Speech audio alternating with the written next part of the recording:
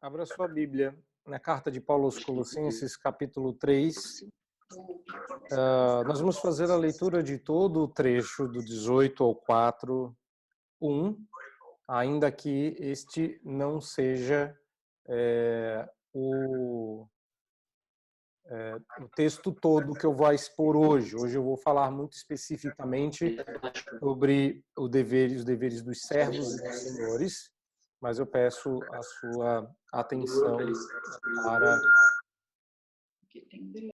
para esse trecho. Vamos fazer a leitura, então. Esposas, sede submissas ao próprio marido, como convém no Senhor. Maridos, amai vossa esposa e não a trateis com amargura. Filhos, em tudo obedecei a vossos pais, pois fazê-lo é grato diante do Senhor. Pais, não irriteis os vossos filhos, para que não fiquem desanimados. Servos, obedecei em tudo ao vosso Senhor, segundo a carne, não servindo apenas sob vigilância, visando tão somente agradar homens, mas em singeleza de coração, temendo ao Senhor. Tudo quanto fizerdes, fazei-o de todo o coração, como para o Senhor e não para homens, cientes de que recebereis do Senhor a recompensa da herança. A Cristo Senhor é que estáis servindo, pois aquele que faz injustiça receberá em troco a injustiça feita. E nisto não há acepção de pessoas. Senhores, tratai os servos com justiça e com equidade, certos de que também vós tendes Senhor no céu. Bom, nós vamos dar prosseguimento à exposição da carta aos Colossenses. Nós interrompemos a sequência por conta da mensagem de Páscoa e hoje retomamos esta exposição. O alvo da nossa exposição é o trecho que fala sobre os deveres particulares de cada membro do núcleo familiar, de cada membro da família. E no núcleo familiar estavam incluídos os relacionamentos, ou pelo menos é incluído por parte dos apóstolos, os senhores e os servos. Então, quando nós falarmos sobre esse último aspecto do relacionamento entre os senhores e servos, isso deve ficar na nossa mente. Primeira coisa que eu quero chamar a sua atenção, porque estamos relembrando, nós já vimos isso, é que esse texto fala repetidas vezes do nosso relacionamento com o Senhor em primeiro lugar. Quando num texto bíblico uma palavra é repetida muitas vezes, é porque há uma centralidade temática. E não há dúvidas de que o tema desta seção da carta é o senhorio de Cristo sobre a família. E é por isso que nós vamos dar prosseguimento ao tema a vida vivida no lar como que debaixo do senhorio de Cristo. A ordem do Senhor para nós esta manhã é: viva esta vida debaixo do senhorio de Cristo. Viva, expresse-se como que um serviço ao Senhor. Nós estamos, por conta da quarentena, obrigados a viver esta vida no lar como muito parecido. Aqui eu tenho que fazer várias salvaguardas, porque o relacionamento não é, graças a Deus, nem de longe o que era naquela época, mas nós estamos num relacionamento semelhante, parecido. Lembra vagamente, se você ignorar alguns aspectos bastante curiosos e particulares da época, mas hoje nós estamos trabalhando e vivendo a vida no lar no mesmo ambiente, impedidos de diversificá-lo, o que até psicologicamente é agradável a gente separar, e há muitas dicas hoje sobre isso, né? Separe o seu espaço de trabalho, o seu espaço de convivência familiar, o seu espaço de lazer, para que as coisas não fiquem amontoadas, confusas, e você consiga desempenhar as suas atividades. Mas todas elas, quais forem, devem ser como uma expressão do seu serviço a Jesus. Hoje, como você está vendo aí, nós vamos, tal como fizemos na última vez, separar em 2 sessões.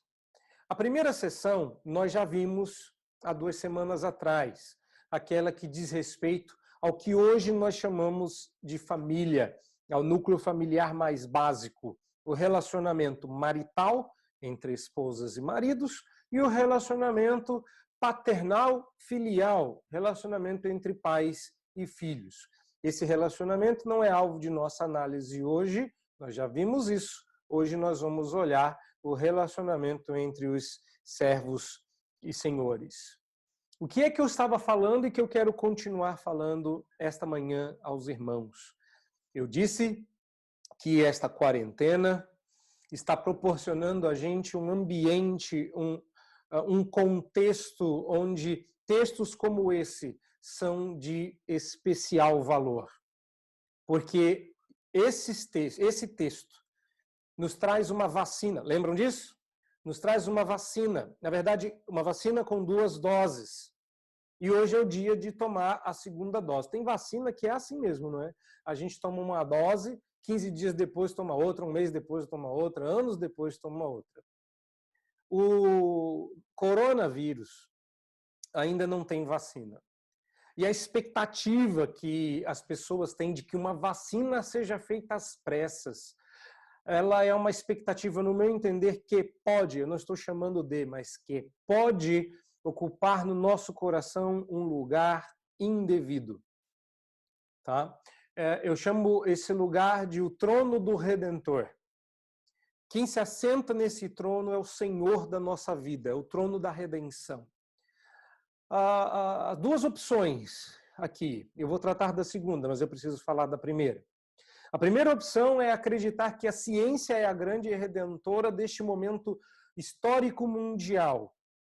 Nós nunca imaginamos, porque fomos educados, essa frase, nós nunca imaginamos passar, ela é uma frase naturalista, meus irmãos, ela não é uma frase cristã, ela não é uma frase que honre a Deus. A gente nunca imaginou passar por isso, é claro que a gente nunca imaginou, mas deveríamos. Deveríamos, porque cristãos do passado passaram por isso. E durante toda a história humana, nós estávamos expostos a esse tipo de situação por conta da queda e por conta do pecado. Mas a evolução científica, não é? Vamos colocar aqui entre aspas as 2 palavras, fez com que a gente confiasse demais nos nossos feitos, nas nossas conquistas, no nosso trabalho duro e árduo. E agora, para aquelas mazelas para as quais a gente recorria a Deus em oração, como quem pede um milagre. Hoje em dia a gente tem vacina. Não é? Problema difícil, a gente vai para a igreja e pede a Deus, porque para problemas que não tem cura, só Deus, né? Como é que a gente diz? Só Jesus na causa. Mas para problemas mais simples, a aspirina resolve. Tamiflu resolve. Outros remédios resolvem. Vamos falar do nome de remédio, porque a gente não está recebendo para fazer propaganda, não é? Assim, a evolução científica e a nossa confiança de que agora a gente tem vacina para problemas mais difíceis, que antes foram alvos de grandes controvérsias, de grandes dificuldades, de grandes dores humanas, e agora a gente tem para isso solução. Para problemas mais graves, a gente pede oração porque precisamos de um milagre e estamos hoje à espera de um milagre científico. O segundo problema, que é o que eu quero tratar, é que a gente não vê a hora de alguém ter uma solução vinda de que parte for. Pode ser vacina, pode ser milagre, pode ser quarentena sob medida, pode ser o que for, a gente precisa voltar a trabalhar. E eu entendo o aspecto que esse vírus nos colocou. Deus soberanamente está mexendo em toda a raça humana. Deus colocou a todos nós, isso não é uma particularidade brasileira estarmos sob quarentena. Mas esse vírus que Paulo está nos dando a vacina, que talvez seja um vírus mais grave que o coronavírus veio trazer à tona. O coronavírus foi uma bênção para a humanidade, como foi o dilúvio e como foi a expulsão do Éden, como foi a Torre de Babel. Está expondo o nosso coração. Expôs as nossas dificuldades familiares, nós ficamos confinados em casa com a família e descobrimos vários benefícios e vários problemas que precisam ser tratados, porque estamos confinados com a família, mas também expôs o nosso outro vírus. E eu, me perdoe a brincadeira, mas antes fosse o workaholic, né? Como já disse uma líder do nosso país, mas o workaholic, aquele que trabalha incessantemente, vai descobrir dois problemas. E a nossa nação está descobrindo esses dois problemas. Ou o impedimento para trabalhar, isso é uma necessidade, as pessoas que precisam trabalhar, senão não comem, já estamos nos conscientizando disso, mas também aqueles que estão conseguindo trabalhar e agora que não precisam se locomover, não tem mais como encerrar o seu momento de trabalho, sequer param de trabalhar, estão trabalhando da hora que acordam à hora que vão dormir. E é conhecido da nossa pátria, eu acho que até mundialmente, São Paulo é conhecida como a sede da adoração ao trabalho. São Paulo é o templo de Salomão dos negócios. E o mundo inteiro privado de trabalhar está entre a cruz e o punhal. Vamos privar o povo do contato social e guardá-los de um contágio que quebre o sistema de saúde, ou vamos quebrar a economia, privando-os de trabalhar, prenunciando um recesso mundial. E o maior medo não é nem o recesso em si, porque isso vai ser mundial, então todos vamos ter que baixar um pouco o padrão, mas é o baixar o padrão. Então, vacinas como essas são propícias para o nosso tempo. Vamos a elas. Eu quero salientar aqui essa notável indicação, essa notável orientação do apóstolo Paulo para nós em vias de um relacionamento que nós não temos mais hoje em dia. Eu preciso dizer isso porque está sendo muito comum, eu já vi muitas vezes, e eu mesmo já pequei por esse pecado, em comparar sem ressalva, quase como ipsis literis, o relacionamento de servos e senhores hoje com empregador e empregado.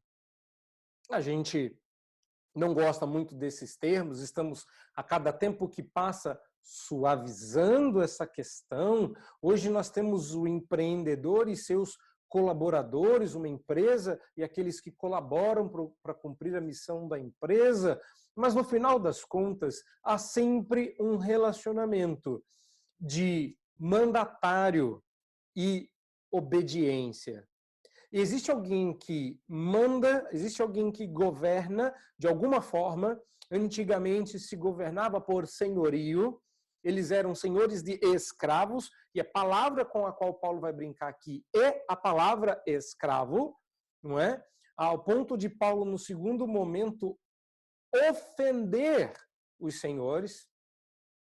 Há um momento em um filme que é acessível, isso era bem comum, mas o filme torna acessível essa informação, em que um senhor de escravos, isso aconteceu nos Estados Unidos, o filme é 12 anos de escravidão, em que há dois momentos bastante incômodos nas cenas. O primeiro deles é quando o protagonista negro vai sugerir uma solução e a solução funciona.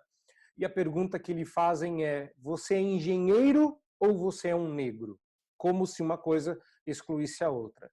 E quando esse mesmo senhor, recebe um trabalhador vindo de fora, ele não é americano, esse trabalhador, ele vai trabalhar junto com os escravos e ele sugere que o senhor é igual em termos de status humano. E o senhor saca isso e diz: você está me comparando a um escravo? E ele se sente ofendido. Repare que Paulo aqui vai fazer duas coisas inéditas, revolucionárias, mas não tão revolucionárias como a gente imaginava. Num primeiro momento, a gente imagina que relacionamentos entre servos e senhores em Cristo estavam abolidos e agora quem é escravo deve ser liberto e quem é senhor deve se virar, deve atualizar o seu negócio, deve colocar online, deve lançar um site e se virar, porque agora você passa a ser um empreendedor individual. Não. E quando Paulo gasta mais tempo tratando dos servos do que dos senhores, na carta que é levada por um ex-fujão, vamos lembrar disso, o contexto da carta de Paulo aos Colossenses é o mesmo da carta de Paulo a Filemon. Paulo vai mandar a Filemon uma carta direta: recebe Onésimo, mas não como escravo, não como servo, mas como um irmão querido. Então, agora, escrevendo para a igreja, Paulo não vai gastar tempo falando do Senhor. Paulo vai gastar mais tempo falando do escravo. E o relacionamento escravo-senhor não é institucional, civilmente abolido. Ele é abolido no trato. Paulo não vai dizer assim: é ruim, eu entendo que ser escravo é ruim. Eu gostaria que fosse diferente. Paulo diz: não. Obedeça em tudo ao vosso Senhor segundo a carne. E quando você olha para esse texto e você se lembra do que já aprendeu nesse texto, você identifica, olha aí na sua Bíblia, facilmente com a mesma ordem que Paulo dá aos filhos. Obedecei em tudo.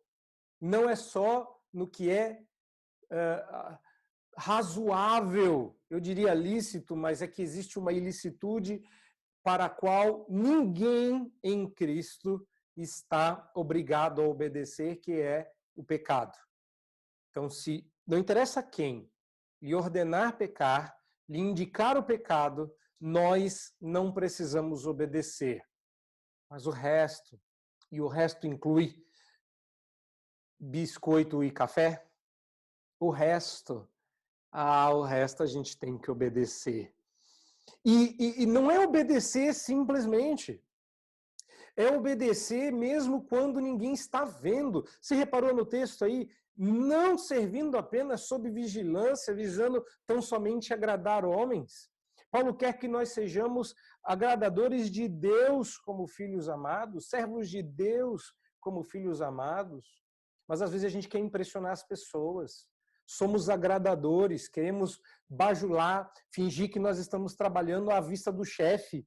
E hoje em dia que a gente não tem chefe vigiando, entre aspas, não é? Hoje se criou coleiras eletrônicas, não é? A gente está muito mais vigiado hoje em dia do que antigamente, mas o ponto é que Paulo está dizendo: vigiado ou não, sob vigilância ou não, você não devia trabalhar apenas porque está debaixo de vistas. Então, Paulo está reelaborando essas relações trabalhistas da época, mas de uma forma bem diferente daquela que nós estamos acostumados. E eu quero corrigir aqui um ditado popular, porque ditados populares eles ocupam um lugar no nosso coração um pouco complicado. Tá? Tem um ditado nosso brasileiro que diz assim: o boi só engorda debaixo das vistas do dono. Parece que boi para de comer quando o dono para de olhar. E só engorda se o dono ficar em cima. Paulo está dizendo que esse boi está em pecado. Paulo está dizendo que ele está errado. Que ele deveria fazê-lo não apenas debaixo de vigilância, mas fazê-lo para a glória de Deus. A gente vai chegar lá no segundo momento, quando Paulo diz que essa obediência deve ser feita ao Senhor. Repare lá, em singeleza de coração, 1, temendo ao Senhor, 2, como que para o Senhor, e 3, ele diz que é Cristo o Senhor a quem este servo está servindo. Numa época como aquela, meus irmãos, era muito mais difícil acreditar que o que a gente fazia era para o Senhor, porque não tinha esse negócio de meus dons e talentos eu venho consagrar, eu estou usando os meus talentos, meus dons para servir a Deus, e aí eu escolhi uma faculdade, eu escolhi o meu curso, eu escolhi um emprego, porque é sempre uma escolha mútua, você escolhe se candidatar e é escolhido para a vaga, é a escolha da escolha, mas no final das contas, quando a gente consegue o trabalho nos nossos atuais relacionamentos trabalhistas, a gente começa a receber encargos, cobranças, deveres, que a gente começa a se perguntar se a pessoa não quer um café e um biscoito. Tá demais. E aí a gente olha para esse texto e diz assim, antigamente a pessoa não tinha metade das escolhas que você, pobre trabalhador, tem. Ele era escravo. Em algumas situações, sem escolha. Às vezes ele se colocava nessa situação, mas isso é informação demais. Mas vamos lembrar que uma pessoa que pedia dinheiro e não conseguia pagar, ele às vezes empenhava a sua liberdade para pagar a sua dívida. Era uma escolha, mas nem sempre. Sendo ou não, sofrendo ou não. Quando Paulo, imaginem, meus irmãos, que essa foi a pregação do apóstolo Paulo para Onésimo. Quando Onésimo falou, olha, é injusta a maneira como o Filemão me trata, eu estou cansado de servir, seja lá que desculpas Onésimo usou. O apóstolo Paulo vira para ele e fala, volta, e eu quero que você sirva a Onésimo, fazendo da melhor forma possível, porque é ao Senhor que você serve, não é a Filemão. Imagine que isso hoje é muito mais fácil. Está achando difícil? Está achando pesado? Isso hoje é muito mais fácil de ouvir do que foi na época em que Paulo escreveu. E o pior, Paulo quer que você sirva o seu Senhor humano de todo o coração. Olha lá o começo, o Senhor segundo a carne. Ele não está falando só do Senhor Jesus, ele está dizendo que na medida que você serve o seu Senhor segundo a carne, você está servindo a Senhor Jesus. Logo, tudo aquilo, olha só, tudo aquilo que você devota a Cristo, você deve devotar ao seu Senhor. Logo, singeleza de coração, tem que fazer de coração. Lembra que a gente falou para as crianças que obediência tem que ser na hora e com um sorriso nos lábios? Tem que ser de coração? Pois é, agora Paulo está falando para você, servo. A menos que você seja o dono do seu negócio, a menos que você seja o patrão, o dono mesmo, não é o gerente das coisas dos outros. Ou seja, mesmo que você tenha um cargo mais elevado numa empresa ou venha a ter, dificilmente você vai estar na cadeira do Senhor. Então isso servirá para você e servirá para 99% de nós. É por isso que Paulo gasta mais tempo falando de servo, porque sempre haverão mais servos do que senhores. Você deve fazer isso de todo o coração, não para homens. Você faz para o seu Senhor segundo a carne, mas não faz como se fosse para eles. Você faz como se fosse para Cristo. E é assim que Paulo estabelece o primeiro e grande princípio do trabalho. Nós fazemos o que fazemos com disposição, porque o nosso interesse não é ganhar dinheiro, mas servir a Cristo.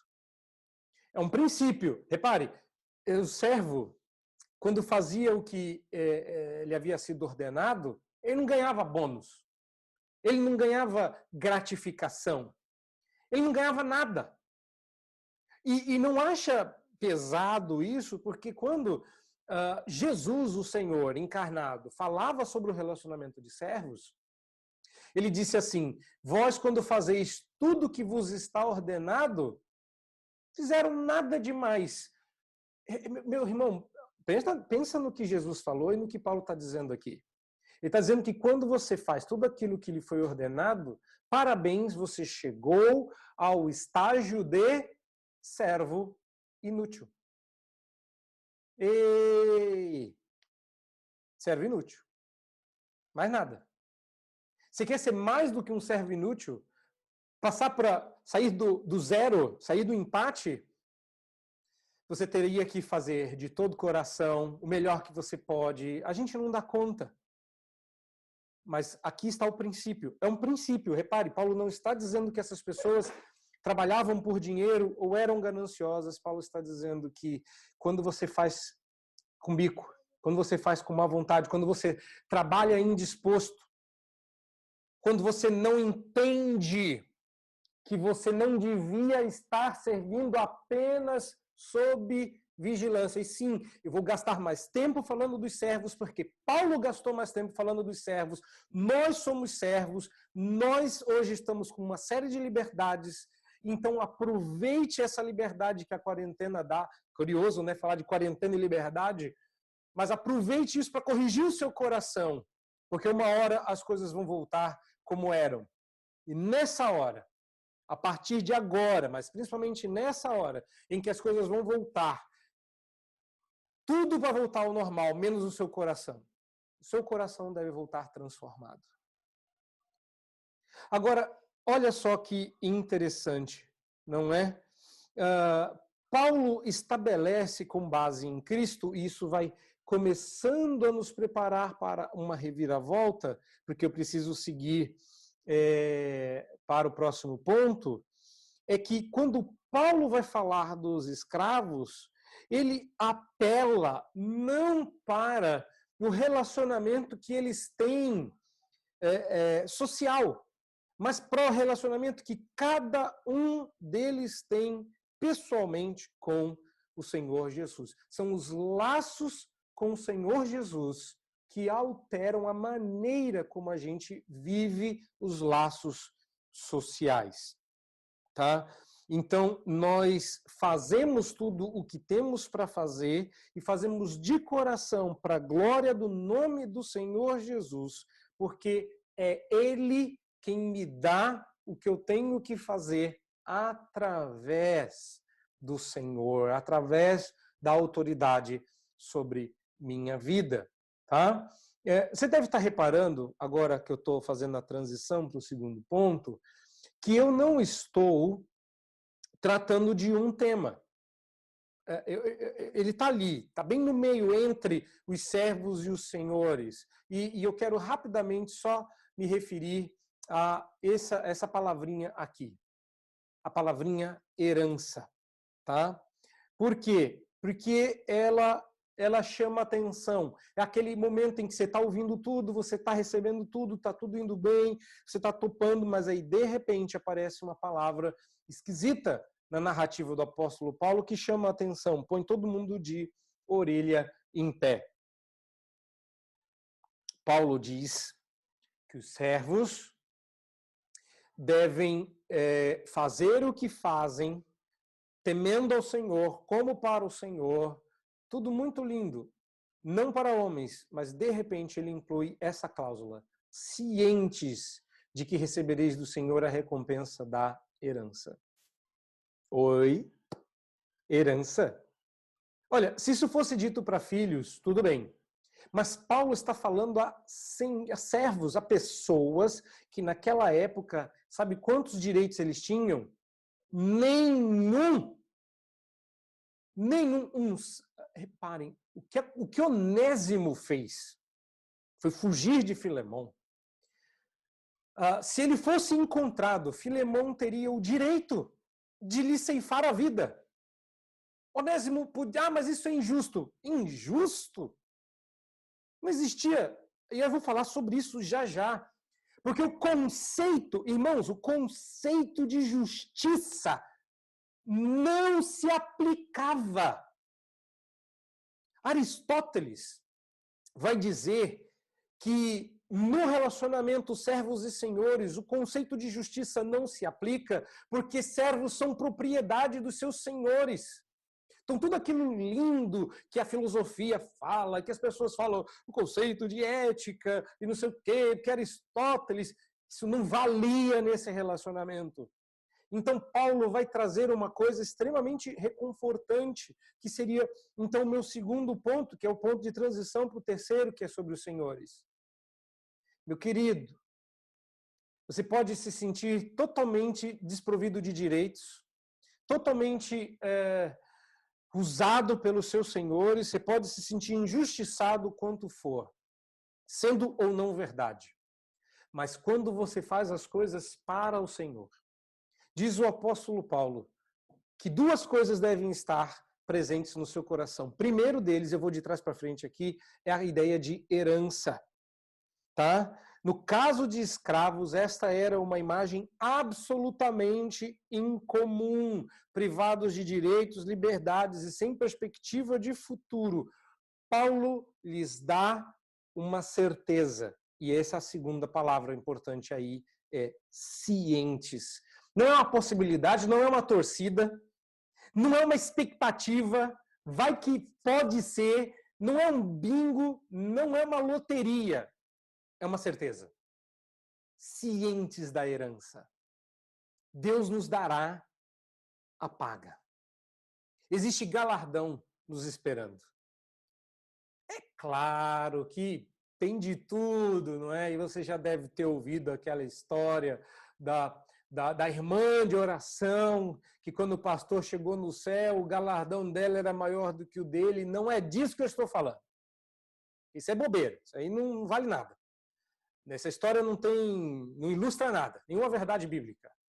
Mas isso aqui é texto bíblico dizendo que nós receberemos do Senhor herança conforme o nosso serviço.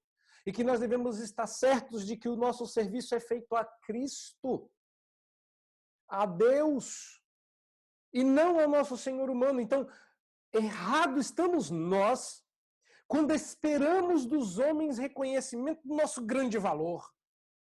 E eu aposto que isso já passou. Se você trabalha ou trabalhou, e a sua cosmovisão não é cristã reformada, como a minha já não foi um dia, eu aposto que você já pensou nisso. Ele não vê a pepita de ouro que eu sou. Ele não vê o diamante bruto que ele pegou nas mãos. Ele não vê o meu valor. Ele não vê que eu posso mais. Ele não vê tudo isso que há em mim. E pode ser verdade, viu? Mas há alguém que vê.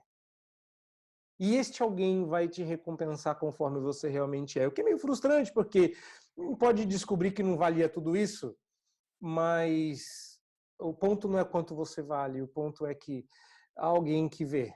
E há alguém que sabe. Então, se você vale muito, se você é tudo isso, faça o que você tem que fazer para a glória de Deus, de todo o coração, não como para agradar homens, porque tudo quanto fizerdes sendo feito de coração, você então receberá do Senhor a recompensa da herança. Então, esperar reconhecimento, esperar paga, esperar retribuição aqui, é pedir que o Senhor, segundo a carne, seja o nosso Senhor no coração. Não é isso que o apóstolo Paulo nos recomenda. Isso, então, nos leva para o terceiro e último ponto, que Paulo começa a tratar ainda quando está falando com os servos, que é o conceito de justiça. Inexistente para os filósofos, o apóstolo Paulo apela para o santo juiz. Vamos lá. O que se exige aqui dos, eu vou usar patrão, mas lembrando, as relações trabalhistas não são equivalentes.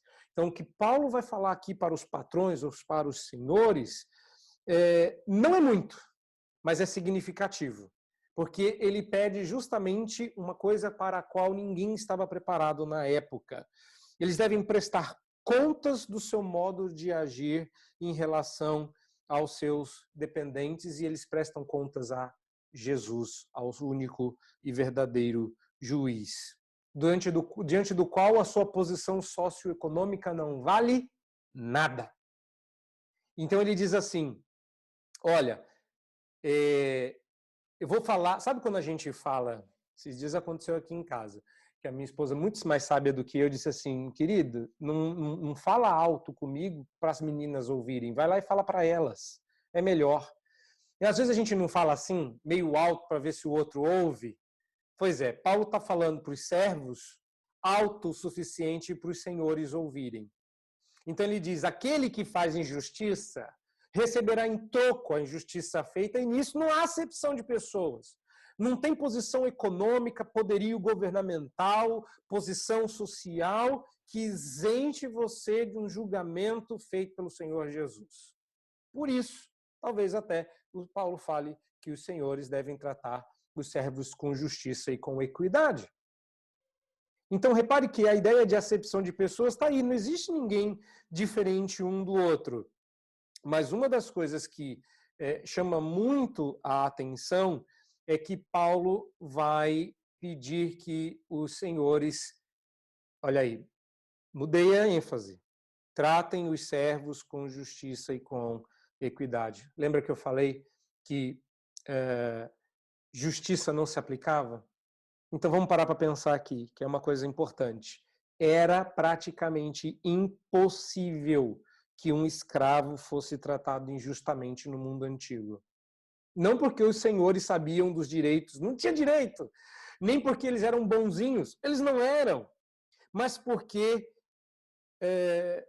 essas pessoas, legais ou não, bonzinhas ou não, brutas, autoritárias, respeitosas ou não, eles, no mundo antigo, eram proprietários e questões de justiça ou de equidade não se aplicavam. Então, um escravo jamais poderia dizer assim, eu fui tratado de modo injusto pelo meu senhor.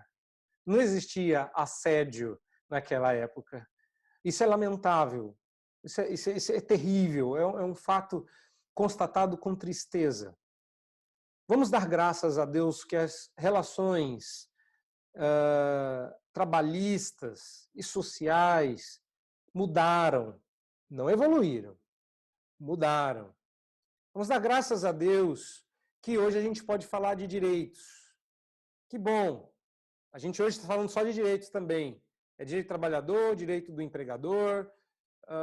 Paulo não está falando só dos direitos aqui, mas principalmente da maneira como a gente trata o outro em sua posição como pessoa, como servos de Deus. Somos os dois.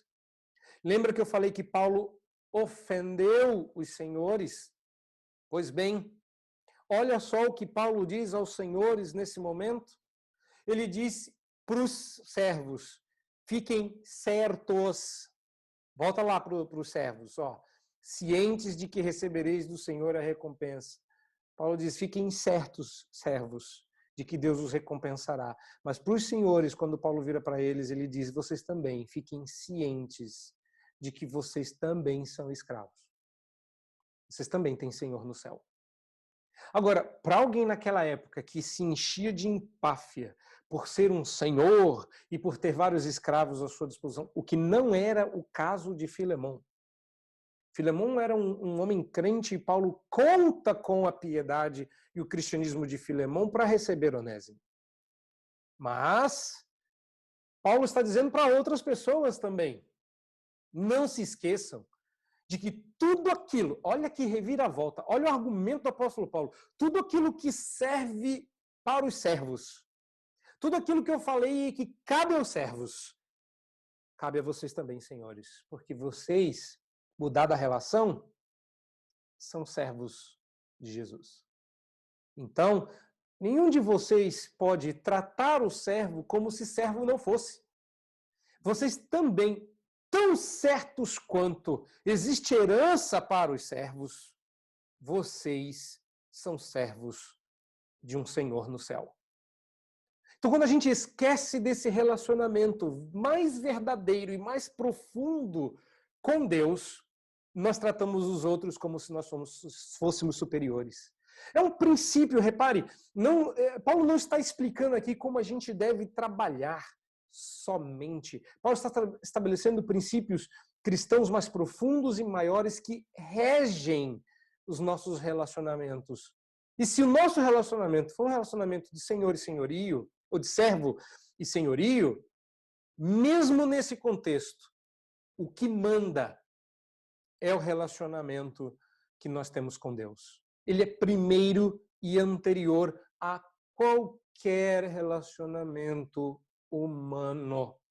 E é por isso que Paulo diz, vocês, senhores, não se esqueçam que eu acabei de dizer para os servos que eles vão ter a sua justiça vindicada. Então, tratem os servos com justiça e com equidade.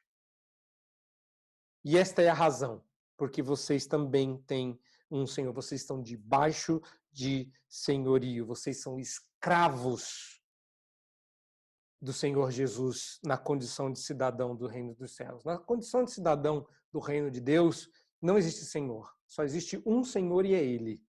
Todo o resto é escravo, todo o resto é servo. A gente, para encerrar, a gente tem muita tranquilidade de nos referir a nós mesmos, entre nós, como servos de Deus. Fulano é um servo de Deus. Eu quero encerrar contando um episódio pessoal. Eu tenho dessas, né? De vez em quando eu dou umas rateadas e passo vergonha na frente de pessoas que eu considero importantes, né?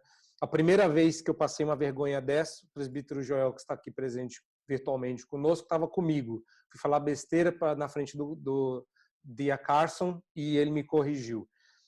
Mas para o caso de hoje, foi com o reverendo Heber Júnior. Eu fui conversar com ele e, admirando alguém, virei para ele e disse, fulano é um grande servo de Deus. E eu estava para entrar na capelania. E ele, com aquele jeito que lhe é peculiar, botou a mão no meu ombro e disse, mas Jonatas, se fulano é grande, já não é servo. Pois é. Às vezes a gente cresce demais aos nossos olhos e aos olhos das pessoas e esquece que, aos olhos de Deus, todo mundo está do mesmo tamanho. E Paulo, quando corrige isso, colocando todo mundo no mesmo tamanho, faz o servo, que é diminuído, crescer, e faz o senhor, que é grande, diminuir. O servo se sente tão rebaixado, tão desprezado, e Paulo diz, você está do mesmo tamanho. Ergue a cabeça. Você está servindo a Cristo. E o Senhor, ele diz, baixa a cabeça. Você está servindo a Cristo. Ele equaliza as coisas. Ele coloca-nos todos no mesmíssimo patamar. Então aproveita esse tempo de quarentena e volta diferente. Trabalha diferente. Enxergue diferente. Estamos tratando todos com pessoas na mesmíssima estatura, se olhadas da perspectiva do senhorio de Cristo. Somos diferentes em nossa economia, em nosso relacionamento, talvez, mas no nosso relacionamento com Deus, não. No nosso relacionamento com Deus, nós somos todos iguais. E isso altera a maneira como a gente enxerga o outro. Por quê? Porque o senhorio de Cristo destrói a dominação de qualquer espécie. Maridos não dominam sobre esposas, pais não dominam sobre filhos, senhores não dominam sobre seus servos. Você é, na raiz, você é radicalmente livre debaixo do senhorio do Rei Jesus. Não esquece disso. Nós somos livres dos comandos dos homens, porque a gente faz como que para o Senhor. Deus nos abençoe, Deus nos fixe no coração esta verdade, para que possamos, tal como o texto diz, fazer, não debaixo da vista de qualquer um, mas debaixo da vista daquele que enxerga todas as coisas, inclusive o nosso coração, e vê se nós estamos fazendo com a singeleza exigida, e vê se nós estamos fazendo com a disposição correta, porque Ele vai dar paga. E glória a Deus por isso. Deus nos abençoe. Amém. Feche os seus olhos mais uma vez. Quero dirigi-los em uma oração, impetrar a bênção, e depois nós vamos entoar a bênção respondendo a impetração. Feche os seus olhos, vamos orar? Amado Deus, nós clamamos pela tua misericórdia. Aqui não cabe autocomiseração na condição de servo, nem prepotência na condição de senhor. Não devemos nos vitimizar, nos diminuir, nem nos exaltar e nos orgulhar. Somos todos seus servos.